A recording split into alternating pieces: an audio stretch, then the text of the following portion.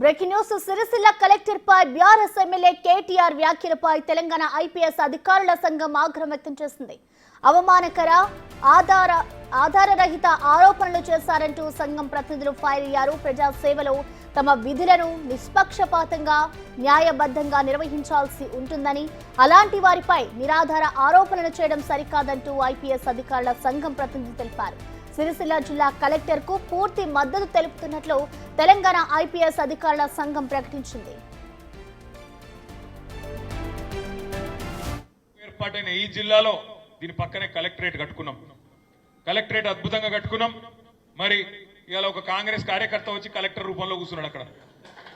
ఇక ఆయన మన నాయకులను సీదా మాట్లాడుతున్నాడు. కలెక్టర్ ఏమని, మీరు పార్టీ మారండి అని కలెక్టర్ చెప్తున్నాడు. ఒక అంత గొప్పడున్నాడు ఇక్కడ కలెక్టర్.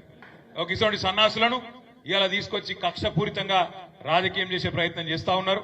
ఏం పర్వాలేదు, ఏం ఫరకూడదు. టీఆర్ఎస్ ఎంట్రుక కూడా ఎవడు పీకలేడు అనే మాట కూడా చేస్తా ఉన్నాం.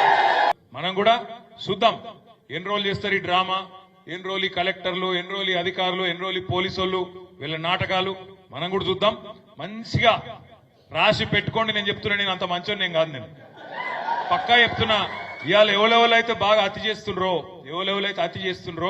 ఎవరెవరైతే కాంగ్రెస్ కార్యకర్తల్లాగా ఓవర్ యాక్షన్ చేస్తుండ్రో వాళ్ళకి నేను చెప్తున్నా, దీనికి వడ్డీతో సహా ఇచ్చే బాధ్యత నాది, నేనే తీసుకుంటా.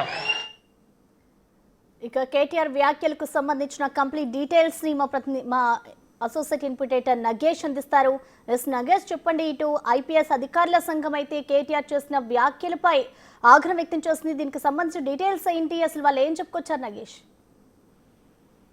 ఐపీఎస్ అధికారుల సంఘం ఈ ఏదైతే కేటీఆర్ వ్యాఖ్యల్ని పూర్తిగా ఖండించింది. ఐపీఎస్ అధికారులు అనేటోళ్ళు సివిల్ సర్వీసెస్ ద్వారా ఎంపిక అవుతుంటారు, కానీ ప్రభుత్వాలు చేంజ్ అయితే గానీ అధికారులు తమ పని తాము చేసుకుంటూ వెళ్తారు. మాజీ మంత్రిగా ఉన్న కేటీఆర్ దగ్గర కూడా గతంలో ఐఏఎస్లు ఐపీఎస్లు పనిచేశారు, కానీ ఇష్టం వచ్చిన రీతిలో కేటీఆర్ మాట్లాడడం అనేది అది సమంజసం కాదు. ఇలాంటి మాటల వల్ల కొంత ఇబ్బందికరమైన పరిస్థితులు ఏర్పడుతుంటాయి.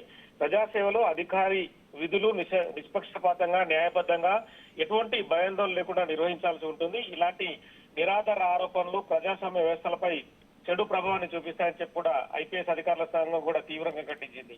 కేటీఆర్ కూడా కాంగ్రెస్ కార్యకర్తలుగా పనిచేస్తున్నాడు, సన్నాసి ఇలా పనిచేస్తాడని చెప్పి కూడా తీవ్రమైన ఆరోపణలు చేశాడు. మరి గతంలో బీఆర్ఎస్ ప్రభుత్వం కూడా 10 ఏళ్ల పాటు తెలంగాణ ప్రభుత్వాన్ని నడిపించింది. మరి కొంతమంది కలెక్టర్లు అయితే మాజీ ముఖ్యమంత్రి కేసీఆర్ కాండ్లకు దండం పెట్టారు.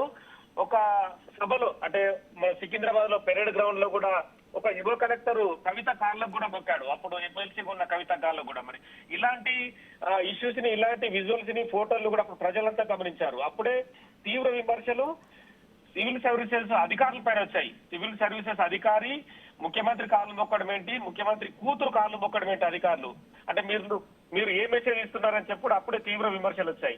మరి తాజాగా మరి అప్పుడైతే మరి కేటీఆర్ గాని, హరీష్ గాని, ముఖ్యమంత్రి కేసీఆర్ గాని, కవిత గాని ఎవరు కూడా కనీసం మాట్లాడలేదు. అంటే తమ కాళ్ళు ఎందుకు మొక్కుతున్నారని చెప్పి వాళ్ళు కూడా కనీసం పట్టించుకోవట్లేదు.